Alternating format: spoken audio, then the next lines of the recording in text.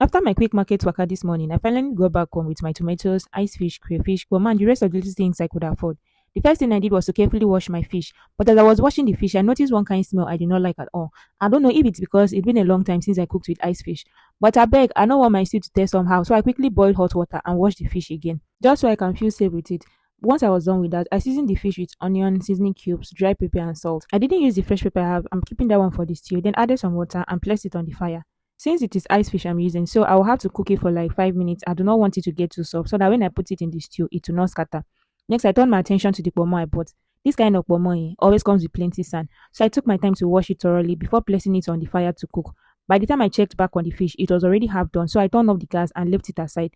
From there, I moved on to washing my fresh tomatoes to blend. I have a feeling that these particular tomatoes I bought are the popular tomato juice people always hype. But honestly, whether it's tomato juice or I be tomato bean, for me, tomato is tomato. I beg. Make I just blend and cook my food in peace. While blending these tomatoes today, I couldn't help but feel thankful to the person that gifted me this blender because with the gift of this blender in my kitchen, a lot of things has become so easy for me and I totally enjoy it. After blending, I quickly checked on the pomo again. It was already soft enough, so I added this straight into the fish stock and kept it aside. Then the main cooking began. For this stew, I decided to use palm oil instead of vegetable oil. So I poured in some palm oil into the pot that was already on the fire, added sliced onions and stirred it properly. Then I went in with the tomato paste I bought at the market. Is it even compulsory to use both fresh tomatoes and tomato paste to make stew? Because for me, I always think there's no need, but at the end of the day, I will still buy both.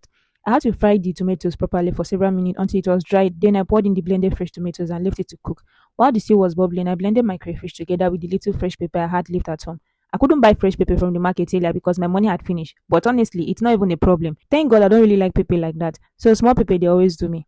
After a while, I checked on the stew again. It was already thickening up nicely. So I added my crayfish, pepper mix, seasoning cubes, and salt to taste. I stirred everything together and covered the pot and left it to cook for some more. At this point, my kitchen was already a mess from all the oil splashing around, so I quickly cleaned my kitchen area while the stew was simmering.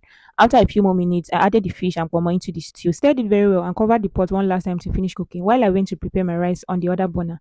By now, my hunger was at another level. I was just praying the food would be ready quickly before I faint. After placing the rice on the fire, I went back to check my stew, and at this point, the stew was already ready. So now I'm waiting for the rice to get done. Shortly after the rice was done, finally everything came together. The stew was rich, the rice was ready, and I dished myself a generous portion.